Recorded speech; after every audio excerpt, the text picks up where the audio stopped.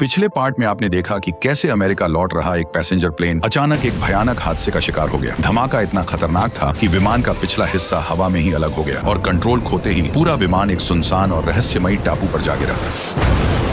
जो लोग किसी तरह इस हादसे से जिंदा बच निकले वे उसी टापू पर फंस गए। शुरुआत में उन्हें लगा कि रेस्क्यू टीम जल्द ही उन्हें ढूंढ लेगी, लेकिन धीरे धीरे इस रहस्यमयी टापू के ऐसे खौफनाक राज सामने आने लगे जिन्होंने सभी को अंदर तक डरा दिया। जल्द ही उन्हें एहसास हो गया कि इस टापू पर वे अकेले नहीं हैं, क्योंकि यहाँ हजारों फीट ऊंचा एक रहस्यमयी और खतरनाक जीव पहले से मौजूद है जो एक एक करके लोगों को अपना शिकार बना रहा है। जैसे ही ये भयानक सच सबके सामने आया, चारों तरफ भगदड़ मच गई। हर कोई अपनी जान बचाने के लिए भागने लगा, लेकिन इसी दौरान एना और चार्ली उस रहस्यमयी जीव के चंगुल में फंस गए और यहीं से इस कहानी के पार्ट 2 की शुरुआत हुई। जैसे ही चार्ली और एना के गायब होने की खबर मिली, जैक और उसकी टीम उन्हें ढूंढने जंगल में निकल पड़ी। काफी तलाश के बाद उन्हें चार्ली एक पेड़ से लटका हुआ मिला। उसे नीचे उतारते ही भी जिंदा था, लेकिन एना अब भी रहस्यमयी तरीके से गायब थी। इसलिए गंजा आदमी सैम के साथ घंटों तक उसे ढूंढता रहा, लेकिन मौसम बिगड़ता देख सैम ने वापस लौटने को कहा। पर गंजा आदमी अभी भी एना को ढूंढने पर अड़ा हुआ था। उसने सैम को कैंप लौटने के लिए कहा और खुद अकेले आगे बढ़ने लगा। जाते जाते उसने अपना इकलौता टॉर्च उसकी तरफ फेंक दिया, लेकिन सैम उसे पकड़ नहीं पाया और टॉर्च सीधे नीचे झाड़ियों में जा गिरा। तभी वहां से अचानक लोहे से टकराने जैसी तेज आवाज सुनाई दी। गंजे को कुछ गड़बड़ लगी। उसने तुरंत मिट्टी हटाकर देखना शुरू किया। तभी उसे नीचे एक लोहे की प्लेट दिखाई दी। उसने चाकू से आसपास की जमीन ठोककर देखी और पता चला कि नीचे का हिस्सा पूरी तरह खोखला था। ये देखकर सैम के होश उड़ गए। तब गंजे ने कहा कि ये वही चीज है जिसकी वे तलाश कर रहे थे। इसके बाद दोनों तेजी से मिट्टी हटाने लगे, लेकिन उन्हें बिल्कुल भी अंदाजा नहीं था कि वे कितनी बड़ी गलती करने जा रहे हैं। अगली सुबह मिट्टी हटते ही उन्हें वहाँ एक रहस्यमयी बंकर दिखाई दिया। उन्हें समझ नहीं आ रहा था कि इस वीरान टापू के नीचे इतना बड़ा और रहस्यमयी बंकर आखिर किसने बनाया होगा। सच्चाई जानने के लिए सैम चुपके से एक कुल्हाड़ी चुरा कर ले आया। इसके बाद दोनों ने मिलकर हैच को तोड़ने की पूरी कोशिश की, लेकिन उसका दरवाजा इतना मजबूत था कि उस पर एक खरोंच तक नहीं आई। ये देखकर गंजे ने मजाक में कहा कि लगता है ये बंकर आयरन मैन के सूट से बना है। आखिर में दोनों ने फिलहाल कैंप लौटने का फैसला किया। रास्ते में सैम यही सोचता रहा कि बंकर के बारे में बाकी लोगों को भी बता देना चाहिए, ताकि खाली हाथ लौटने पर किसी को शक न हो। लेकिन गंजे ने ऐसा करने से साफ मना कर दिया। वो नहीं चाहता था कि बंकर के बारे में किसी को जरा भी भनक लगे। मजबूर होकर सैम उसकी बात मान गया, लेकिन उसने साफ कह दिया कि वह अपनी बहन से यह बात नहीं छिपाएगा। आखिरकार गंजा भी उसकी बात मान गया, लेकिन जैसे ही सैम ने उस पर भरोसा करके 2 कदम आगे बढ़ाए, तभी गंजे ने पीछे से वार कर उसे बेहोश कर दिया। जब उसकी आंखें खुली तो उसने खुद को रस्सियों से बुरी तरह बंधा हुआ पाया। वहीं गंजा आराम से बैठा तैयार कर रहा था। यह देखकर सैम बुरी तरह घबरा गया। वह हड़बड़ाते हुए गंजे से वादा करने लगा कि वह बंकर का राज किसी को नहीं बताएगा, लेकिन गंजे ने उसकी एक भी बात नहीं सुनी। उल्टा उसने सैम का सिर पकड़ा और उसके घाव पर वह रहस्यमयी दवाई लगा दी। इसके बाद गंजा अपना सामान समेट कर वहाँ से जाने लगा। जाते जाते उसने सैम की तरफ एक चाकू फेंका और बिना पीछे देखे कैंप की ओर निकल पड़ा। सैम लगातार उसे आवाज देता रहा, लेकिन गंजे ने एक बार भी पीछे मुड़कर नहीं देखा। उधर सैम किसी तरह पास पड़े चाकू तक पहुंचने की कोशिश करने लगा, लेकिन गंजे ने उसे इतनी चालाकी से बांधा था कि बच निकलना लगभग नामुमकिन था, क्योंकि अगर वह हाथ आगे बढ़ाने की कोशिश करता तो पीछे बंधी रस्सियां और ज्यादा कस जाती और कंधे उखड़ जाने का खतरा भी बढ़ जाता। इसलिए हार कर उसने मदद के लिए जोर जोर से चिल्लाना शुरू कर दिया। तभी अचानक उसे एक डरावनी आवाज सुनाई दी। उसने तुरंत सिर उठाकर आसपास देखा, लेकिन अगले ही पल आवाज गायब हो गई। सैम को लगा कि शायद यह उसका वहम होगा, मगर थोड़ी देर बाद उसे उसकी बहन की चीख सुनाई दी। इससे पहले कि सैम कुछ समझ पाता, अचानक एक खौफनाक आवाज पूरे जंगल में गूंज उठी।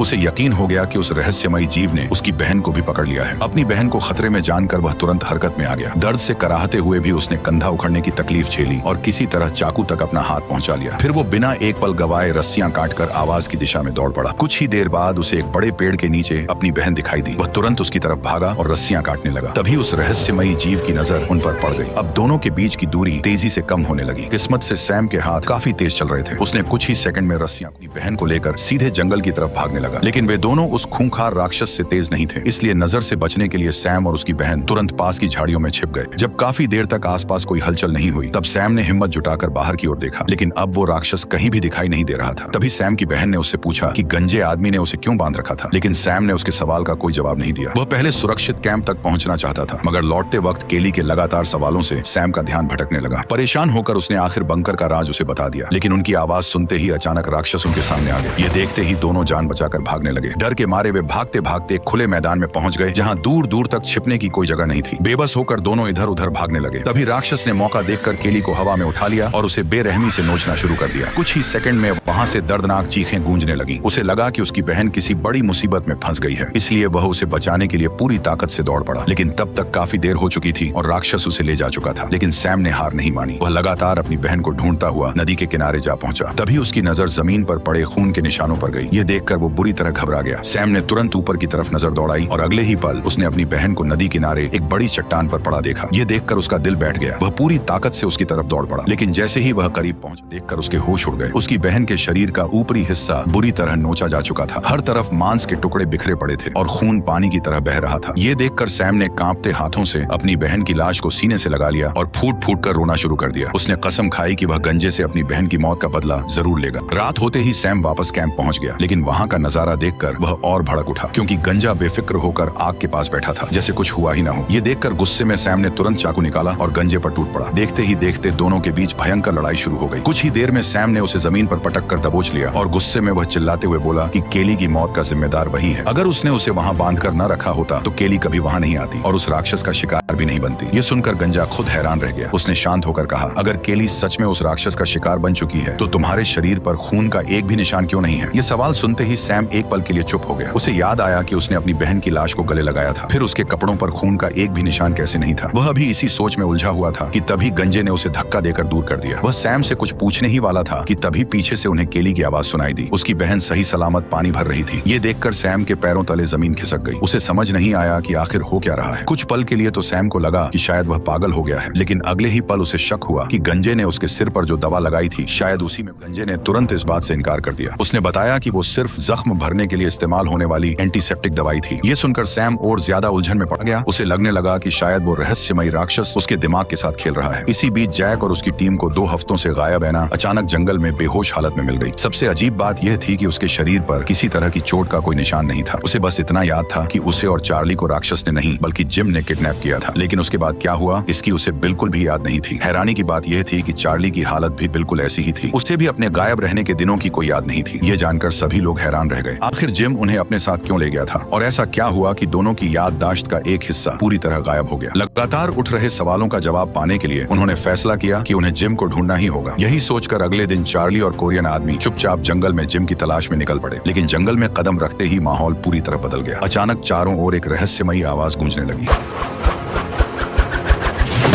तभी अचानक कोरियन आदमी दर्द से चीखता हुआ जमीन पर गिर पड़ा, जबकि चार्ली हैरान होकर इधर उधर देखने लगा। तभी अचानक जिम खुद उनके सामने आ गया। उसे देखकर साफ था कि हमला उसी ने किया था, इसलिए चार्ली बिना देर किए एक लकड़ी उठाकर हमला करने दौड़ पड़ा। लेकिन जिम ने बड़ी आसानी से उसका गला पकड़ लिया और सिर्फ एक हाथ से उसे हवा में उठा दिया। उसकी ताकत किसी आग थी। उसने चार्ली को चेतावनी देते हुए कहा कि कल शाम तक प्रेग्नेंट लड़की को उसके पास भेज देना, नहीं तो वह सभी लोगों को खत्म कर देगा। इतना कहकर जिम वहां से चला गया। जब बाकी लोगों को इस बात का पता चला तो हर किसी का खून खौल उठा। सभी लोग जिम से बदला लेना चाहते थे, लेकिन जिम छिपकर हमला कर रहा था। ऐसे में बिना सोचे समझे उससे भिड़ना अपने पैरों पर कुल्हाड़ी मारना था। इसलिए उन्होंने गुस्से में कोई जल्दबाजी करने की बजाय पहले उसे पकड़ने का प्लान बनाया। उन्होंने कैंप के आसपास कई खतरनाक जाल बिछा दिए। इसके बाद उन्होंने चारों तरफ आग जला दी। साथ ही हर 10 मीटर की दूरी पर एक इंसान को निगरानी के लिए खड़ा कर दिया, जिससे उनका कैंप पूरी तरह सुरक्षित हो गया। लेकिन इसके बावजूद भी मुसीबत टल नहीं सकी। अगली सुबह एक आदमी समुद्र किनारे मरा हुआ मिला। किसी ने उसका गला हाथों से मरोड़कर तोड़ दिया था। सबसे हैरानी की बात यह थी कि किसी को इसकी भनक तक नहीं लगी। ये खबर फैलते ही पूरे कैंप में डर का माहौल छा गया। हर किसी को लगने लगा कि ये एना की वजह से हो रहा है, इसलिए उन्होंने एना से दूरी बनानी शुरू कर दी। जबकि एना को इस बारे में कुछ भी पता नहीं था, इसीलिए उसने जाकर कैली से बात की। तब उसे पूरी सच्चाई का पता चला। इसी बीच जैक से अब और सहन नहीं हुआ। उसने झाड़ियों के बीच छिपाया हुआ एक ब्रीफकेस बाहर निकाला। जब उसने देखा कि कोई उसका पीछा नहीं कर रहा है, तब उसने ब्रीफकेस के अंदर से 4 पिस्तौलें निकाल ली। अब उनके पास हथियार तो थे, लेकिन सबसे बड़ा सवाल यह था कि अब जिम को ढूंढा कैसे जाए। तब कर्ली ने जिम को बाहर निकालने की तरह इस्तेमाल करने का आइडिया दिया, लेकिन चार्ली ने इस प्लान के लिए साफ मना कर दिया, जिससे दोनों के बीच बहस शुरू हो गई। तभी एना खुद आगे आई और उसने खुद इस प्लान के लिए हाँ कर दी, क्योंकि वह नहीं चाहती थी कि उसकी वजह से कोई और अपनी जान गंवाए। समय बर्बाद किए बिना सभी लोग तुरंत निकल पड़े। चार्ली को बंदूक चलानी नहीं आती थी, इसलिए उसे कैंप में ही रुकना पड़ा। लेकिन तभी मौसम ने भी करवट बदल ली और कुछ ही देर में तेज बारिश शुरू हो गई। इसके बावजूद भी एना अकेले जंगल में अंदर की ओर बढ़ती रही, जबकि बाकी लोग आसपास छिपकर उस पर निगरानी रखने लगे। कर्ली पेड़ पर से नजर रख रहा था। जेम्स साइड से कवर संभाले हुए था, जबकि जैक सामने से हमला करने के लिए तैयार था। वहीं गंजे ने पीछे से घेराबंदी कर रखी थी। इस तरह सभी जाल बिछाकर शिकार के सामने आने का इंतजार कर रहे थे। लेकिन काफी समय बीत जाने के बाद भी आसपास कुछ भी हलचल नहीं हुई। धीरे धीरे एना बेफिक्र हो गई। लेकिन तभी अचानक जिम वहां आ पहुंचा। उसे देखते ही एना बुरी तरह घबरा गई और तेजी से जाल की तरफ भागने लगी, मगर प्रेग्नेंट होने की वजह से वह जिम से तेज नहीं भाग सकी। ठीक उसी समय जैक बगल से निकल कर आया और उसने जोरदार धक्का मारकर जिम को जमीन पर गिरा दिया। लेकिन इसी दौरान उसकी पिस्तौल हाथ से छूट गई। जैक जानता था कि अगर जिम एक बार उठ गया तो उसे दोबारा पकड़ना मुश्किल हो जाएगा, इसलिए उसने बिना कोई मौका दिए उसे बुरी तरह पीटना शुरू कर दिया। जब तक बाकी लोग वहां पहुंचे तब तक जिम पूरी तरह जैक के काबू में आ चुका। पूछताछ शुरू करने वाला था तभी जेम्स बीच में आ गया और हीरो बनने के चक्कर में उसने सीधे जिम पर बंदूक तान दी। वह उसे डराकर अपना रौब जमाना चाहता था, लेकिन अगले ही पल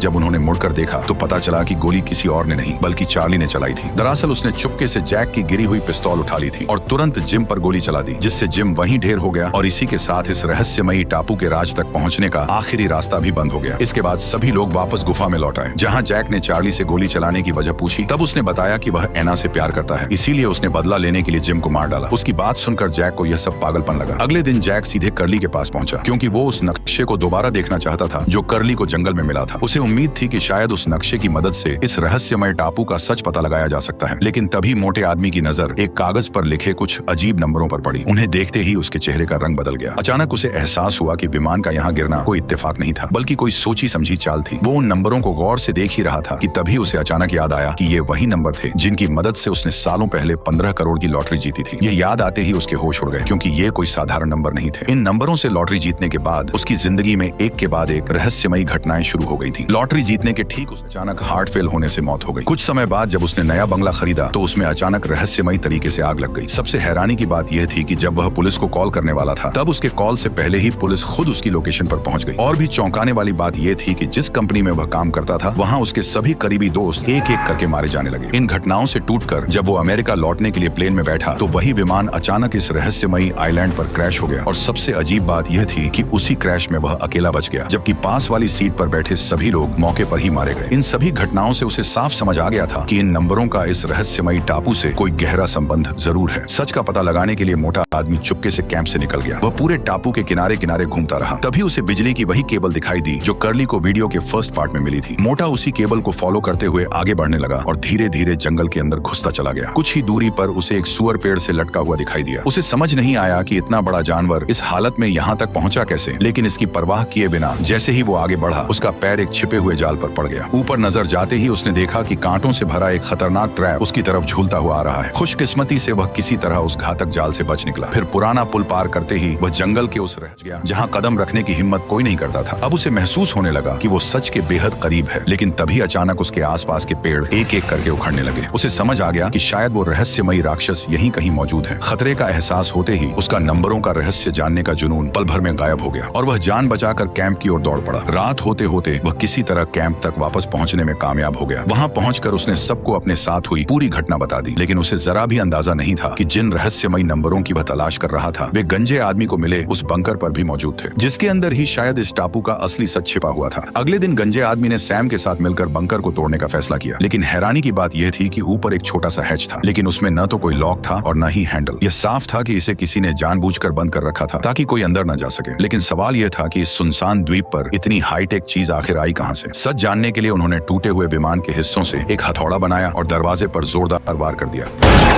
अगले ही पल जोरदार धमाके की आवाज आई, लेकिन पूरा जोर लगाने के बावजूद वह मजबूत दरवाजा बिल्कुल भी नहीं टूटा। यह देखकर गंजा आदमी गुस्से में दरवाजे को लात मारते हुए गालियां देने लगा। तभी अचानक सैम ने पास आकर उसे नीचे देखने के लिए कहा। जब गंजे ने नीचे देखा तो पाया कि उसके पैर में एक नुकीला मेटल घुसा हुआ था। लेकिन हैरानी की बात यह थी कि गंजे को उस चोट का जरा भी दर्द महसूस नहीं हो रहा था। उस रात गंजे ने अपनी हालत को जांचने के लिए सुई को कई बार पैर में चुभोया और फिर आग की लपटों से भी उसे जलाकर देखा, लेकिन फिर भी उसे किसी तरह का दर्द महसूस नहीं हुआ। उसे शक होने लगा कि यह सब उस रहस्यमयी बंकर की वजह से किसी भी हालत में बंकर का हैच खोलने की ठान ली। लेकिन तभी अचानक आसमान में एक तेज विमान की आवाज गूंज उठी। दोनों ने ऊपर देखा तो पाया कि एक विमान बेकाबू होकर नीचे गिर रहा था। उन्हें लगा कि शायद ये रेस्क्यू टीम है, लेकिन असल में यह घटना उन्हें एक बड़े रहस्य की तरफ ले जाने वाली थी। दोनों बिना देर किए उस दिशा में बढ़ने लगे। रास्ते में गंजे को अचानक एक क्रॉस पड़ा हुआ मिला। सैम ने सोचा कि यह शायद उनके कैंप के किसी साथी का होगा, लेकिन जैसे ही गंजे ने पेड़ की बेल खींची,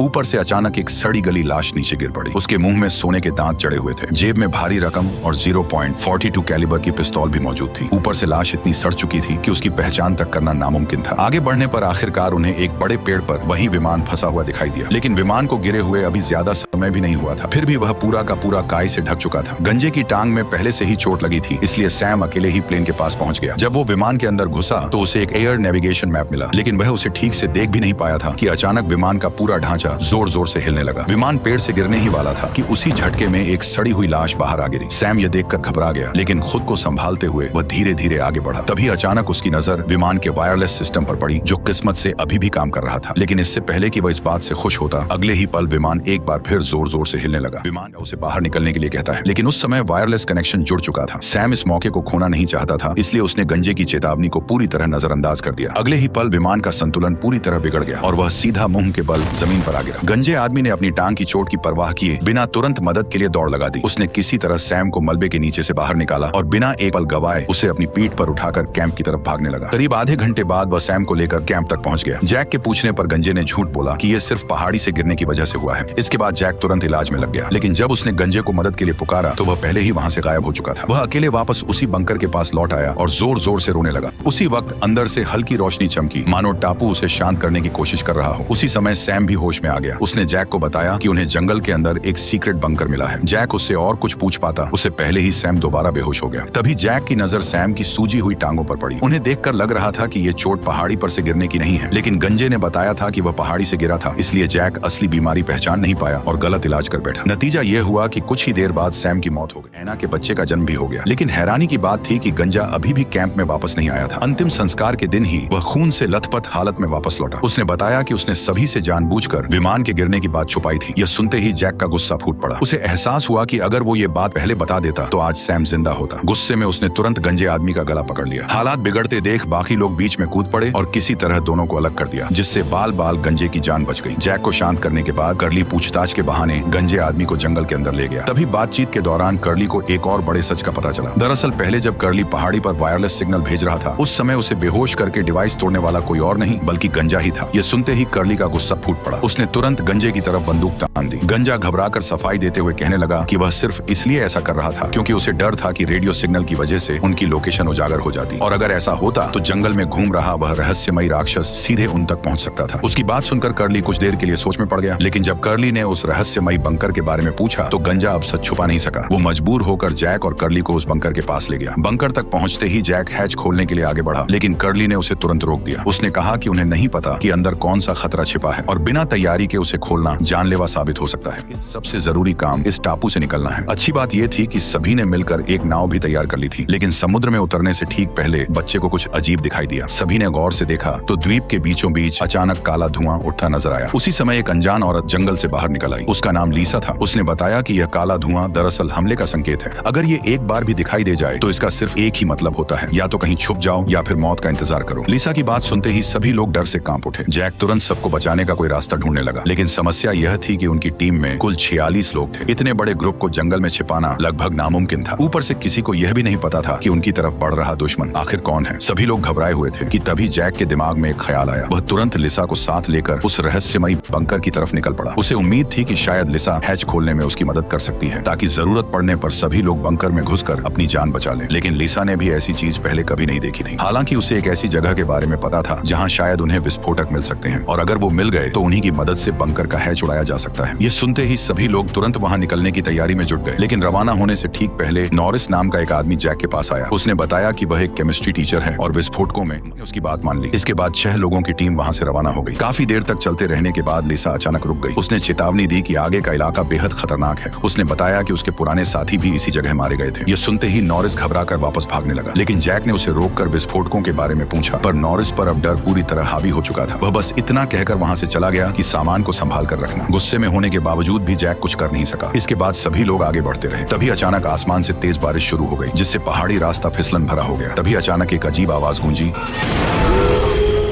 और सबकी नजरें सामने जा टिकी। दरअसल वह नॉरिस था, जो रास्ता भटक कर वापस लौट आया था। उसे देखकर सभी ने राहत की सांस ली ही थी कि अगले ही पल हालात पूरी तरह बदल गए, क्योंकि वह रहस्यमयी राक्षस अचानक वहां प्रकट हो गया। यह देखते ही सभी लोग जान बचाकर भागने लगे, मगर गंजा आदमी बिल्कुल शांत खड़ा रहा। उधर दूसरी तरफ लिसा और बाकी लोग घनी झाड़ियों में जाकर छिप गए, जिससे कुछ ही देर में वह डरावनी आवाज बंद हो गई। अब सिर्फ भारी कदमों की आवाज आ रही थी। ऐसा लग रहा था जैसे कोई विशाल जीव उनके बेहद करीब घूम रहा हो। कुछ सेकंड बाद वह आवाज भी धीरे धीरे गायब हो गई। सब कुछ शांत होते ही सभी लोग दोबारा एक जगह इकट्ठा हो गए। उधर नॉरिस की सारी बहादुरी भी अब निकल चुकी थी, इसलिए वो वापस लौटने के बजाय मजबूरी में टीम के साथ ही आगे बढ़ने लगा। लंबे सफर के बाद वे सब एक पुराने और सुनसान समुद्री डाकू जहाज के पास पहुंचे, जो खतरनाक विस्फोटकों से भरा हुआ था। लेकिन यह थी कि समुद्र तट से लगभग 4 किलोमीटर दूर ये जहाज आखिर जंगल के अंदर कैसे पहुंचा, लिसा के पास भी इसका कोई जवाब नहीं था। रास्ता दिखाने के बाद वह वहीं से वापस लौट गई। इसके बाद गंजा आदमी जैक के साथ अंदर दाखिल हुआ। अंदर का नजारा देखकर दोनों एक पल के लिए घबरा गए, क्योंकि चारों तरफ जंजीरों और बेड़ियों से बंधे हुए कंकाल पड़े थे। उन्हें उन्हें देखकर ऐसा लग रहा था मानो यह कोई गुलामों को ढोने वाला पुराना जहाज हो। इसी बीच जैक ने जहाज के अंदर मौजूद एक कमरे का दरवाजा खोला और वहाँ उसे विस्फोटकों से भरा एक बक्सा मिल गया। लेकिन जैसे ही वे उसे उठाकर बाहर लाने लगे तभी नॉरिस दौड़ता हुआ वहाँ पहुंचा। उसने तुरंत दोनों को वहीं रुकने को कहा, क्योंकि उसके मुताबिक बक्से के अंदर नाइट्रोग्लिसरीन रखी हुई थी जो हल्के से झटके में भी फट सकती थी। इसलिए नॉरिस ने उन्हें सही तरीका समझाया। सबसे पहले उसने बेहद सावधानी से विस्फोटक को दोनों तरफ से उठाया, फिर अपनी शर्ट को पानी में भिगोकर उसे पूरी तरह गीला किया। इसके बाद उसने बड़े ध्यान से विस्फोटक को उस गीली शर्ट में लपेट दिया ताकि गर्मी की वजह से वे फट न जाए। उसकी समझदारी देखकर साफ लग रहा था कि वह सच में काफी स्मार्ट है। वाकई नॉरिस काफी स्मार्ट था। नॉरिस की गलती से सीखकर जैक और गंजे आदमी ने बड़ी सावधानी से सारे जरूरी विस्फोटक अपने बैगों में रख लिए। इसके बाद चारों लोग बंकर की ओर लौटने लगे। रास्ते में अचानक जैक की नजर झाड़ियों के बीच उठते काले धुएं पर पड़ी। पहले तो उसे लगा है, इसलिए उसने तुरंत कैट से पूछा, लेकिन कैट को भी वही चीज दिखाई दे रही थी। खतरा भांपते ही दोनों तेजी से वहां से भागने लगे, मगर तब तक उस रहस्यमयी राक्षस की नजर उन पर पड़ चुकी थी। अगले ही पल कई सारे पेड़ जड़ों समेत उखड़ने लगे। यह नजारा देखकर सभी बुरी तरह घबरा गए और जान बचाकर भागने लगे। लेकिन गंजा आदमी भागने के बजाय खुश होकर सीधे राक्षस की ओर बढ़ने लगा। ये देखकर जैक उसे बचाने के लिए दौड़ा, लेकिन तब तक बहुत देर हो चुकी थी। अगले ही पल वह राक्षस जमीन फाड़कर बाहर निकला और गंजे आदमी को अपने साथ घसीटते हुए नीचे खींचने लगा। लेकिन जैक ने समय रहते गंजे आदमी का हाथ पकड़ लिया। उसने पूरी ताकत लगाकर गंजे को ऊपर खींचने की कोशिश की, लेकिन उस राक्षस की ताकत किसी इंसान से कई गुना ज्यादा थी। जैक लाख कोशिशों के बावजूद उसे बाहर नहीं खींच पा रहा था। हालात बिगड़ते देख जैक ने तुरंत कैट से विस्फोटक को गड्ढे में फेंकने को कहा। कुछ ही सेकंड बाद अंदर से जोरदार धमाके की आवाज गूंज उठी और आखिरकार राक्षस ने गंजे आदमी को छोड़ दिया। इसके बाद वह काले धुएं के गुब्बार में बदलकर वहां से गायब हो गया। अजीब बात यह थी कि मौत के मुंह से बच निकलने के बाद भी गंजा खुश नहीं था, बल्कि वह राक्षस को नुकसान पहुंचाने के लिए जैक पर गुस्सा कर रहा था। उधर दूसरी तरफ सबने मिलकर नाव को समुद्र में उतार दिया। लकड़ियों की उस नाव पर माइकल, उसका बेटा वॉल्ट, जेम्स और कोरियाई आदमी सवार थे। वे सभी मदद की तलाश में टापू से निकले थे। जब काफी लंबे सफर के बाद रात हुई तभी जेम्स की नजर दूर गुजर देखकर सभी के अंदर उम्मीद की किरण जाग उठी। उन्होंने बिना देर किए तुरंत सिग्नल फ्लेयर दाग दिया। लाल फ्लेयर को देखते ही वो जहाज सचमुच उनकी ओर बढ़ने लगा। ये देखकर सभी लोग खुशी से झूम उठे। उन्हें लगा कि अब वे सब आखिरकार घर लौट पाएंगे। लेकिन तभी हालात अचानक पूरी तरह बदल गए, क्योंकि जहाज पर मौजूद लोग उनकी मदद करने नहीं आए थे। असल में उनका मकसद नाव पर मौजूद बच्चे को अपने साथ ले जाना था। उन्होंने साफ चेतावनी दी कि बच्चे को उनके हवाले कर दिया जाए, वरना वे सभी को मार डालेंगे। ये सुनते ही वहाँ मौजूद सभी लोग बुरी तरह घबरा गए। किसी को समझ नहीं आया कि ये लोग कौन हैं और बच्चे को अपने साथ क्यों ले जाना चाहते हैं। हालात बिगड़ते देख जेम्स ने बच्चे को बचाने का फैसला किया। उसने धीरे धीरे अपना हाथ कमर पर टंगी पिस्तौल की ओर बढ़ाया। अगले ही पल अचानक सारी लाइटें बुझ गईं। यह देखते ही जेम्स ने बिना देर किए गोली चला दी, लेकिन अंधेरे की वजह से उसका निशाना चूक गया और जवाबी फायरिंग में वह सीधे समुद्र में जा गिरा। ये देखकर कोरियाई आदमी तुरंत उसे बचाने के लिए पानी में कूद पड़ा, पर उन्होंने माइकल को भी धक्का देकर समुद्र में फेंक दिया। फिर वे बच्चे को जबरदस्ती अपने साथ ले गए। निकलते समय नहीं था, बल्कि इन्हीं घटनाओं की वजह से वे उस समुद्री जहाज तक पहुंच पाए थे। उसका मानना था कि ये सारी घटनाएं उन्हें बंकर खोलने की ओर इशारा कर रही हैं। लेकिन जैक को उसकी एक भी बात पर विश्वास नहीं हुआ। उसे लगा कि यह सब उसका ख्यालीपन है। बात न मानते देख गंजे आदमी ने भी बहस नहीं की। इसके बाद चारों लोग हैच के पास पहुंच गए और वहां विस्फोटक लगाना शुरू कर दिया। कुछ ही देर में बम के साथ फ्यूज भी बिछा दिया गया। जब लग रहा था कि अब सब कुछ तैयार हो चुका है, तभी अचानक मोटे आदमी के हाथ से टॉर्च फिसलकर नीचे गिर गई। वह जैसे ही उसे उठाने के लिए झुका, तभी उसकी नजर हैच पर लिखे उन्हीं मिस्टीरियस नंबरों पर पड़ी जो उसने पहले लॉटरी टिकट और उस अजीब कामे का, जिससे नाव पूरी तरह तबाह हो गई। समुद्र में तैरता माइकल बस बेबस होकर यह सब देखता रह गया। उसकी आंखों के सामने उसका बेटा उसे दूर ले जाया जा रहा था, लेकिन वह चाहकर भी कुछ नहीं कर सका। उधर दूसरी तरफ जैक के मन में एक सवाल लगातार घूम रहा था कि आखिर गंजा आदमी इतने समय से उस रहस्यमयी राक्षस को लेकर इतना बेचैन क्यों है। आखिरकार उसने सीधे उससे पूछ ही लिया कि क्या वह उस रहस्यमयी चीज को बचाना चाहता है। यह सवाल सुनते ही गंजे आदमी ने आखिरकार सच्चाई बता ही दी। उसका कहा होता कि प्लेन क्रैश कोई कोइंसिडेंस नहीं था, बल्कि हमारी किस्मत थी। उसके मुताबिक अगर ऐसा नहीं होता तो हवा में टूट चुके विमान से इतने लोग जिंदा कैसे बच सकते थे। उसने आगे कहा कि सैम की मौत भी यूं ही नहीं हुई थी और टापू पर उठने वाला काला धुआं भी। देखते ही उसे एहसास हो गया कि कोई बड़ी मुसीबत आने वाली है। घबराकर उसने तुरंत गंजे आदमी को हैच खोलने से मना किया, लेकिन गंजे आदमी ने उसकी एक भी बात नहीं सुनी। उसने बिना देर किए फ्यूज में आग लगा दी और चिंगारी तेजी से हैच की तरफ बढ़ने लगी। ये देखकर मोटा अपनी जान की परवाह किए बिना फ्यूज को पैरों से बुझाने की कोशिश करने लगा, लेकिन चिंगारी अब विस्फोटक के बेहद करीब पहुंच चुकी थी। तभी जैक ने खतरा भांप लिया और धमाके से ठीक पहले मोटे को बचा लिया।